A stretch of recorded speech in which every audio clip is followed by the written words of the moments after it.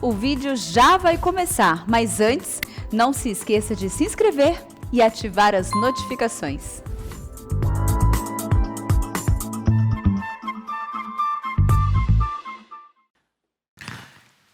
Meus irmãos, que privilégio nós temos de, no final deste dia, nos reunirmos aqui para buscar a face de Deus.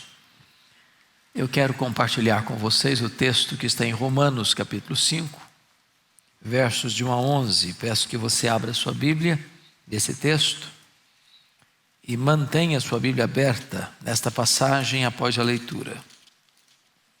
Romanos capítulo 5.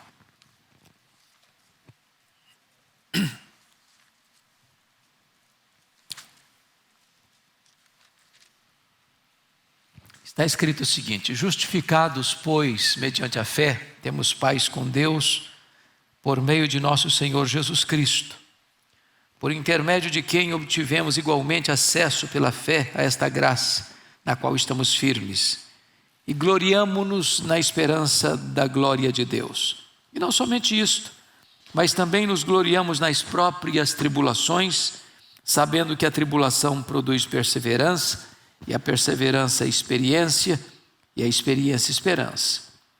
Ora, a esperança não confunde, porque o amor de Deus é derramado em nosso coração pelo Espírito Santo que nos foi outorgado. Porque Cristo, quando nós ainda éramos fracos, morreu a seu tempo pelos ímpios. Dificilmente alguém morreria por um justo, pois poderá ser que pelo bom alguém se anime a morrer. Mas Deus prova o seu próprio amor para conosco, pelo fato de ter Cristo morrido por nós, sendo nós ainda pecadores. Logo, muito mais agora, sendo justificados pelo seu sangue, seremos por ele salvos da ira.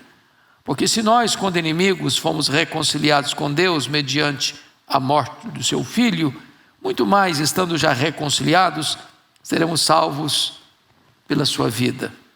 E não apenas isto, mas também nos gloriamos em Deus, por nosso Senhor Jesus Cristo, por intermédio de quem recebemos agora a reconciliação. Eu quero pensar com vocês sobre 7 frutos da justificação. Esta doutrina não é uma doutrina paralela ou lateral ou superficial da fé cristã. Eu reputo esta doutrina como núcleo, como coração, como a essência da própria fé cristã. Muitos crentes passam a vida toda sem desfrutarem, sem usufruírem na vida, na prática, o real significado dessa doutrina. Há muitos crentes que pensam que ele vive cada dia nessa corda bamba. Se eu viver certo, eu estou salvo. Se eu der uma escorregadela, hoje eu estou perdido. E vivem nesse zigue-zague, nessa gangorra, salvo, perdido, salvo, perdido, salvo, perdido. Nem segurança, nem certeza. Quando você compreende o que é a justificação, isso traz paz para a sua alma, traz descanso para a sua mente, traz segurança para a sua vida. A primeira coisa que eu quero declarar a título de introdução é que a justificação é um ato legal de Deus, é um ato jurídico, forense. É uma declaração de Deus a seu respeito, lá no seu tribunal, lá no trono. Não acontece aí dentro de você, acontece fora de você. Deus, na justificação, tratou com seus pecados do passado, do presente e do futuro. Esse assunto está resolvido no tribunal de Deus. Quando alguém paga uma dívida, você tem uma dívida e alguém quita essa dívida por você, você não é mais devedor, a dívida está paga. Se o salário do pecado é a morte, e o seu substituto morreu pelos seus pecados, você não precisa morrer mais. Se a condenação que estava sobre a sua cabeça, como cantamos aqui hoje, mas alguém sofreu o golpe da lei no seu lugar e satisfez plenamente as demandas da justiça de Deus no seu lugar, significa que você está quites com a lei e quites com a justiça. Quando você creu em Jesus, Deus está dizendo para você: pois bem, agora então, você está quisto com a minha lei, quisto com a minha justiça, não tem condenação mais sobre a sua vida aqui. Ao contrário, você tem aqui no meu tribunal um crédito infinito. Toda a justiça do meu filho está depositada na sua conta. Eu estou falando dos pecados do passado, dos pecados do presente, dos pecados do futuro. Você está justificado. É um ato único, legal. Não se repete mais. Ele é instantâneo, ele é completo e ele é final. Talvez você pergunte: pastor, mas eu não sou pecador ainda? Eu não continuo pecando? Verdade. Só que agora você mudou de status. Você era um réu, agora você é um filho. Quando um filho erra com o pai, ele não deixa de ser filho. Ele confessa esse pecado, reconhece que pecou, confessa o pecado, se arrepende dele, e ele então retorna à intimidade, à comunhão com o Pai. Quando Davi pecou, e Davi, diz Romanos 4, que foi justificado, assim como Abraão foi justificado pela fé, assim como você e eu somos justificados também pela fé. Ele não pede para Deus devolver para ele a salvação, ele pede para Deus restituir a alegria da salvação. Essa é a primeira verdade que é muito importante entender. A guisa de introdução. Segunda coisa é que está escrito aqui: justificados, pois, mediante a fé. A fé não é a causa meritória, a fé é a causa instrumental. Você não é salvo por causa da sua fé. Você é salvo por aquilo que Cristo fez na cruz por você. Mas você toma posse disso pela fé. É a mão estendida de um mendigo a receber o presente de um rei. Então, Paulo vai prosseguir e dizer: justificados, pois, mediante a fé, temos paz com Deus por intermédio de nosso Senhor Jesus Cristo. Então, pegue esse ponto aqui. A justificação é por intermédio do Senhor Jesus Cristo. Ninguém é justificado à parte de Cristo ou fora de Cristo, mas por causa da obra de Cristo. Me permita explicar melhor. A Bíblia diz que todos pecaram e destituídos estão da glória de Deus. Não há justo nenhum sequer. Não há justo. E a Bíblia diz que todos nós vamos ter que comparecer perante o tribunal de Deus. E a Bíblia diz que nós pecamos por palavras, nós pecamos por obras, nós pecamos por omissão, nós pecamos por pensamentos. O tribunal de Deus é o único tribunal do universo que tem competência e poder para julgar foro íntimo, uma vez que só Ele conhece o coração. Então, ao comparecermos perante o tribunal de Deus, se estivermos fora desse ambiente da justificação, não haverá a mínima chance de alguém ser inocentado ou justificado, porque pelo critério das palavras a gente não passa, pelo critério das obras também não passa, pelo critério da omissão também não passa, e pelo critério dos pensamentos piorou ainda. Então, à luz dessa justiça divina, todos vão ser o quê? Condenados no tribunal de Deus. Impossível. Porque você não precisaria ter uma multidão de pecados para ser condenado. Basta um para ser condenado.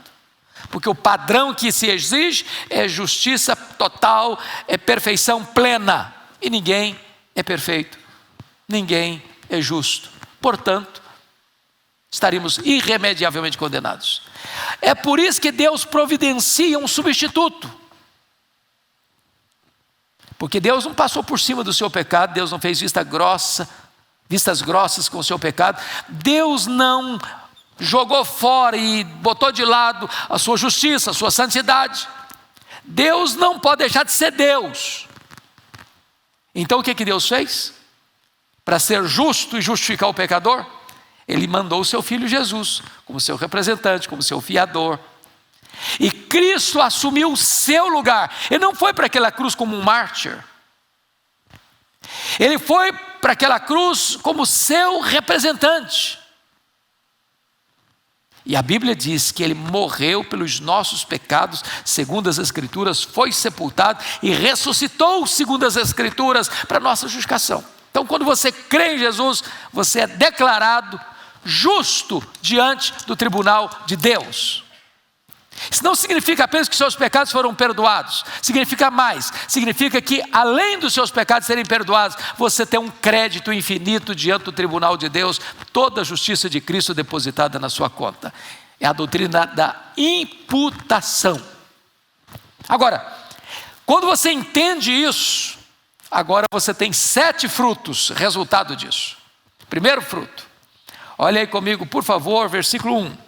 Justificados, pois, mediante a fé, temos paz com Deus. Primeiro fruto, paz com Deus. Preste atenção que paz com Deus é muito diferente de paz de Deus. Paz com Deus não tem nada a ver com sentimento. Preste atenção nisso, irmão. Às vezes a gente pensa que certeza de salvação tem quando eu estou bem. Tem dia que você acorda meio triste. Tem dia que você acorda com um nó na garganta. Tem dia que você acorda e seu coração está abalado ou abatido. Você oscila, Deus não. Deus não.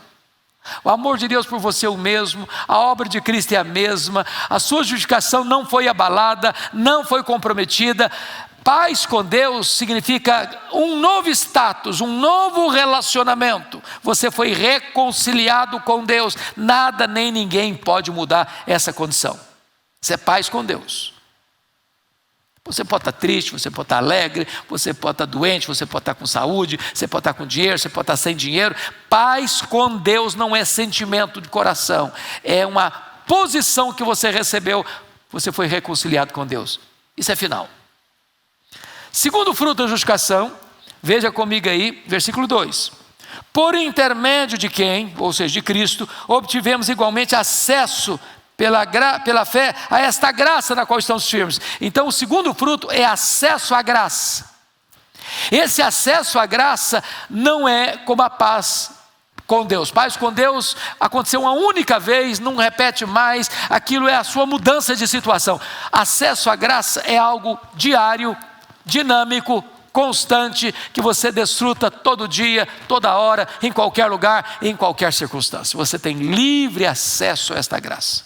Esta palavra, acesso, no grego, é uma palavra belíssima. E ela tinha 3 significados.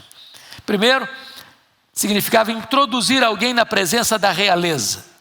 Dentro do contexto dos reis da antiguidade, que ninguém tinha acesso a ele, nem a esposa tinha.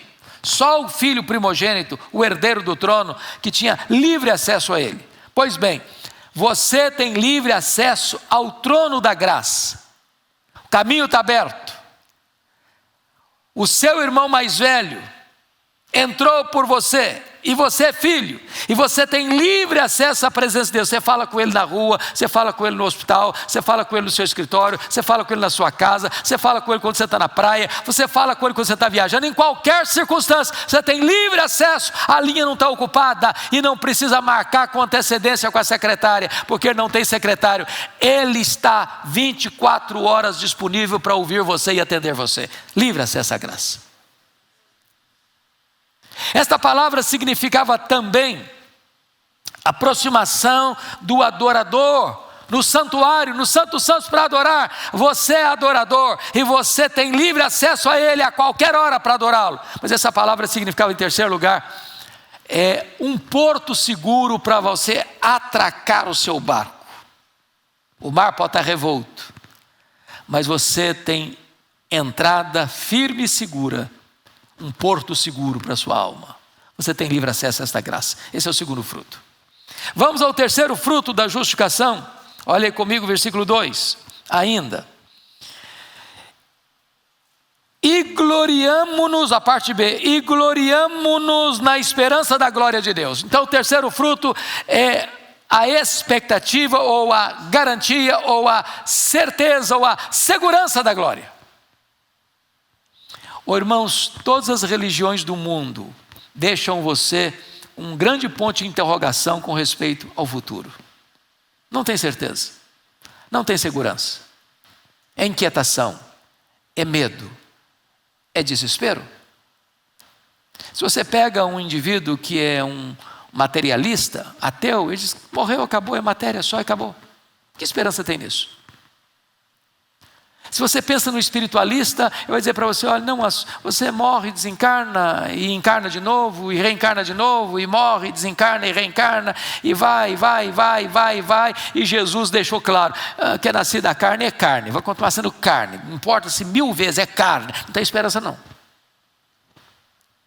Se a pessoa é de uma outra vertente religiosa, não, o cara morre, ele não é tão bom para ir para o céu direto, mas não é tão mal para ir para o inferno direto também, então ele vai para um lugar de sofrimento, de um purgatório, que vai lá no fogo, não sabe se 1 ano, se 10 anos, se 100 anos, se 1000 anos, o cara sofrendo, até que então ele é purificado para entrar na bem-aventurança. Tem esperança nisso? Não tem esperança. Tem outro, não, morreu, a alma vai dormir também junto com o corpo e não tem glória agora, tem escuridão do túmulo. A Bíblia diz que quando o crente morre, o espírito é aperfeiçoado e ele entra na glória. Porque morrer para o crente é deixar o corpo e habitar com o Senhor. Morrer para o crente é lucro, porque é partir para estar com Cristo, o que é incomparavelmente melhor. Jesus disse para o ladrão da cruz, hoje mesmo estarás comigo no paraíso. Então o crente não tem medo do amanhã, o crente não tem medo do futuro, o crente não tem medo da eternidade, o crente não tem medo da morte, o crente tem segurança da glória de Deus. Gloriamo-nos na expectativa da glória de Deus. Bendito seja o Senhor. Me permita ilustrar isso. Paulo estava no corredor da morte, na masmorra mamertina, e ele já tinha sido sentenciado à pena de morte, aguardando só o dia da execução. Ele estava no corredor da morte. Mas ele escreve para Timóteo e diz assim, Timóteo, eu sei em quem eu tenho crido. E eu estou certo de que Ele é poderoso para guardar o meu depósito até o dia final. O crente quando morre, na verdade não é só que ele vai para o céu, é o céu que vem buscá-lo. Mas o quarto fruto, irmãos, quarto fruto da justificação, está aí nos versos 3 a 5, que é a alegria no sofrimento, olha comigo. E não somente isto, mas também nos gloriamos nas próprias tribulações, sabendo que a tribulação produz perseverança, e a perseverança experiência, e a experiência esperança, e a esperança não confunde, porque o amor de Deus é derramado em nosso coração, pelo Espírito Santo que nos foi outorgado. Então vamos entender algumas coisas. Só um cristão pode ler isso aqui sem ficar chocado. Porque se um camarada lê isso aqui e não tiver discernimento espiritual, vai dizer, bom, ser cristão é uma loucura. Isso aqui é masoquismo. O negócio é esse, eu vou me gloriar na tribulação? Quem se gloria na tribulação? Fica feliz. Quem chega no médico e o médico diz, você está com câncer, sai pulando de alegria. Quem chega na empresa e é mandado embora, sai de lá festejando.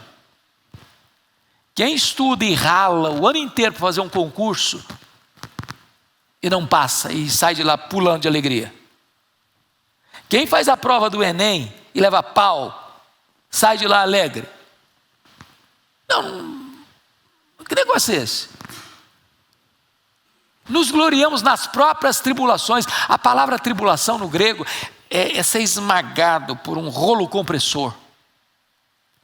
A palavra no latim é tribulum. E o tribulum era o descascador de cereal, que passava o rolo com os dentes afiados, ia massacrando a palha e tirando ali o grão. Como assim você se alegra na tribulação, se gloria na tribulação? Não é que o crente tem prazer em sofrer, não. Ele não se alegra no sofrimento em si, não. Ele compreende o seguinte, que nesse processo da transformação da nossa vida, da santificação da nossa vida, quando Deus está nos burilando, nos usando lixa grossa para nos transformar em pessoas parecidas com Jesus, a tribulação é pedagógica. Porque o próprio Jesus aprendeu pelas coisas que sofreu. É por isso que o livro de Eclesiastes diz que há muito mais sabedoria na casa do luto que na casa da festa, porque na casa da festa não tem reflexão, mas na casa do luto o homem começa a parar e pensar quão breve é a vida, e quão inevitável é a morte, e quão certa é a eternidade. O sofrimento é um melhor professor do que a alegria. Pouca gente aprende alguma coisa com alegria, mas quando você passa por uma prova, você começa a se quebrantar, a palha vai embora e só fica o grão. O fogo de Deus vai tirando a escória para que fique o metal nobre, puro, limpo e belo. Mas notem mais, por que ele está se alegrando na tribulação? Sabendo que a tribulação produz perseverança. E a palavra perseverança aqui é a palavra grega upomone, que significa uma paciência triunfadora. Não é estoicismo de você trincar os dentes, não. Você persevera por uma razão muito simples. Você sabe que Deus está no controle, que Deus é seu Pai, que Ele não castiga você sem motivo, que você foi bom passar, como Davi disse, pelo sofrimento, para que eu aprendesse a tua lei. E ele diz o seguinte: e a experiência produz esperança. Não uma esperança qualquer, não uma esperança vaga. Nós temos a certeza de uma coisa, irmãos: o fim já está determinado, já está lavrado. O que começou boa obra em nós vai completá-la. Nós não enxergamos na curva, nós não enxergamos no escuro, nós não chegamos lá no finalzinho da linha, mas Deus já tem tudo isso na sua mão, e o plano de Deus não vai ser frustrado. Uma das coisas que mais me encanta na Bíblia é quando leio Apocalipse 13, diz que todas as nações, todos os povos da terra, todos sem exceção, vão se prostrar e adorar o anticristo, exceto os que têm o selo de Deus, exceto os que têm o nome escrito no livro da vida. Sabe o que significa isso? O anticristo não vai enganar nenhum dos salvos em Cristo Jesus. O diabo não vai tirar nenhuma das ovelhas de Jesus dos braços dele. A mais frágil ovelha está tão segura quanto o crente mais fervoroso, porque esta obra não é nossa, esta obra é de Deus. A segurança nossa está garantida. Você tem viva esperança. Mas agora, o texto vai dizer que você tem um quinto fruto da justificação, que é o derramamento do amor de Deus, versos 5 a 8. E eu gostaria de destacar 3 fatos desse amor de Deus aqui. Primeiro, este amor é um amor copioso. Olha o verso 5 comigo. Ora, a esperança não confunde, porque o amor de Deus é derramado em nosso coração pelo Espírito Santo que nos foi outorgado. Irmãos, pensa numa chuva torrencial, mas não uma chuva que traz desabamento, que destelha as casas, que invade as ruas e destrói a cidade. Eu estou falando daquela chuvarada gostosa do amor de Deus, que inunda você, de prazer, de deleite, de você se olhar no espelho e dizer: Deus me ama. De você sair de casa de manhã e dizer: Deus me ama. De você ir para o trabalho não murmurando, não aqui, ó segunda-feira, ó terça-feira, ó quarta-feira, você: Deus me ama. De você sentir que você tem valor, que você é importante para Ele, Ele ama você. E como diziam os nossos irmãos puritanos, você acha pouco o fato de você ser amado por Deus? É um amor copioso. Segundo lugar, é um amor imerecido. Porque notem comigo no verso 6, quem nós éramos. Primeiro, porque Cristo, quando nós ainda éramos fracos, morreu a seu tempo pelos ímpios. Então, quem éramos nós? Nós éramos fracos e nós éramos ímpios. Mas confira o versículo 8. Mas Deus prova o seu próprio amor para conosco pelo fato de ter Cristo morrido por nós, sendo nós ainda pecadores. Éramos fracos, éramos ímpios e éramos pecadores. Mas confira o versículo 10. Porque nós, quando inimigos, fomos reconciliados com Deus. Então quem nós éramos? Fracos, ímpios, pecadores e inimigos. Você gosta de gente assim? Esse tipo de gente que você escolhe para você amar? Eu acho que você quer ser mais seletivo do que Deus no seu amor, não? Foi assim que Deus nos amou. O amor dele não é só copioso, não, o amor dele é imerecido. Mas em terceiro lugar, o amor de Deus, além de copioso e imerecido, ele é provado. Porque o verso 8 está escrito assim: mas Deus prova o seu próprio amor para conosco pelo fato de ter Cristo morrido por nós, sendo nós ainda pecadores. Meu amado irmão, nunca questione o amor de Deus por você. Deus já deu uma prova maiúscula, superlativa. Deus não disse para você: olha, eu te amo, escrevendo nas nuvens com letras de fogo. Ele esculpiu na cruz do seu filho: eu te amo. E não tem como amar mais. Deus não deu apenas o seu melhor, Deus deu tudo. Deus deu a si mesmo, Deus deu o seu filho.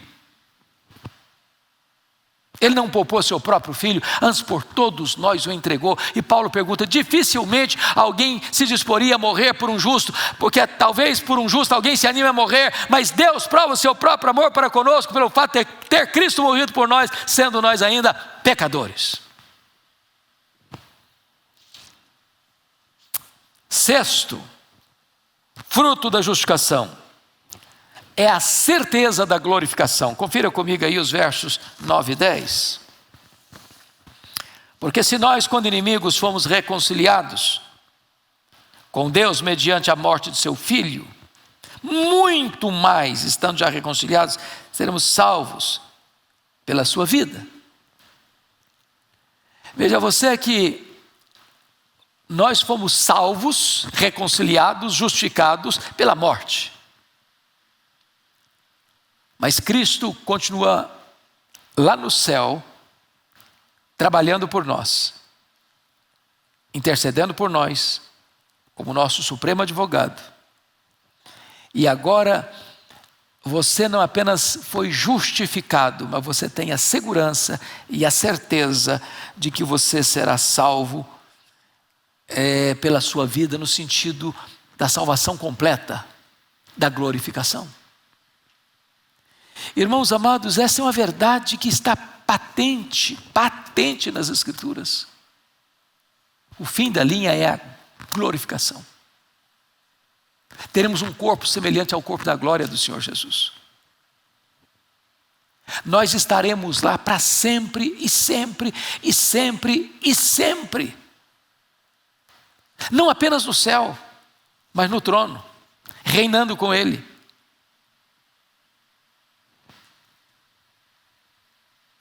Tudo aquilo que Deus criou e vai ser restaurado é nosso, para o nosso deleite, para nós vivermos por toda a eternidade, glorificando a Deus, exaltando a Deus, nos deleitando nele, nos deleitando na obra dele, usufruindo tudo aquilo que ele fez para o louvor da sua glória e para o bem dos seus filhos. Pode ter certeza disso. Quando você pega uma fruta bem gostosa e saboreia, como você pega uma manga rosa, né? Acho que a síntese de toda a beleza e de todo o sabor das frutas, e você degusta, pense nisso, Deus fez essa manga pensando em você, para o seu deleite, para o seu prazer. Quando você pega o alimento que você mais gosta, você mais aprecia, pense nisso, Deus fez isso pensando em você, para que você fosse feliz nisso, tivesse prazer nisso e glorificasse a Ele por isso. Agora pense nas bem-aventuranças eternas, nas glórias eternas, que nós não conseguimos agora sequer avaliar, sequer entender, sequer compreender. Vai para muito além daquilo que a nossa imaginação consegue captar, pois Deus fez tudo isso para que você desfrute para sempre e sempre e sempre, num corpo perfeito, num corpo de glória, imortal, poderoso, celestial, espiritual, um corpo glorioso, como os astros brilham no firmamento. Ele fez isso para você, pensando em você. Segurança completa.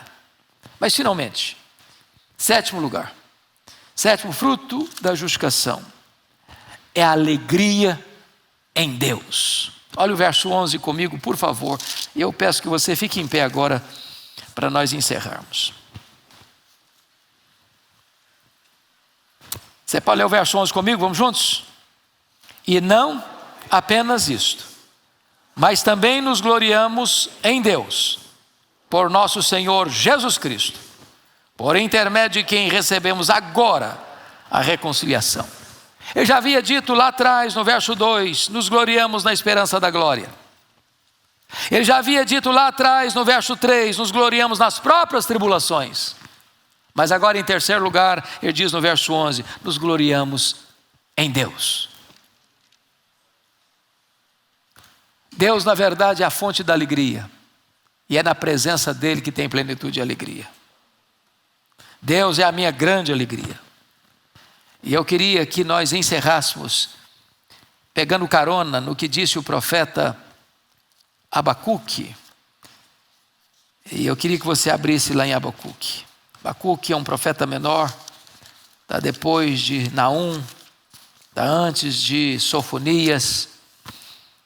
E ele vai falar por que você e eu podemos nos alegrar em Deus.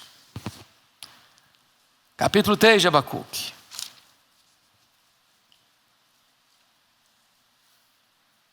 Capítulo 3 de Abacuque. Versículos 17 e 18. Encontraram aí? Posso dizer para você que tem Abacuque, com certeza. Ok, então com a voz lúcida, límpida, clara e eloquente, eu convido você para lermos juntos os versos 17 e 18 para encerrar. Vamos juntos? Ainda que a figueira não floresça, nem haja fruto na vide, o produto da oliveira minta, e os campos não produzam mantimento, as ovelhas sejam arrebatadas do aprisco, e nos currais não haja gado. Todavia, eu me alegro no Senhor, exulto no Deus da minha salvação. Aleluia! Deus é a maior fonte da nossa alegria. Ele é o conteúdo da nossa alegria. E a alegria em Deus é o sétimo fruto da justificação. Amém.